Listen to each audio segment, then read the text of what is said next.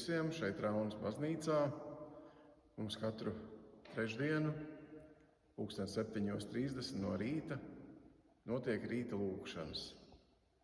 Visi esat mīļi aicināti pievienoties šīm rīta lūgšanām, jo lūgšana tā ir kā elpošana, garīga elpošana, un tā ir nepieciešama katram cilvēkam.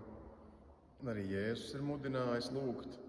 Viņš ir teicis, lūdziet, un jums taps dots.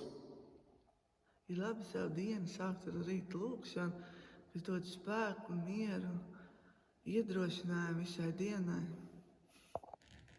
Man šie lūgšana rīti palīdz nākt Dievu priekšā, kādreiz pašam ir grūti. Un tad kopā ar brāļiem, māsām, tas tāds stiprinājums, ka mēs viens otru varam iedrošināt lūgšanu dzīvē.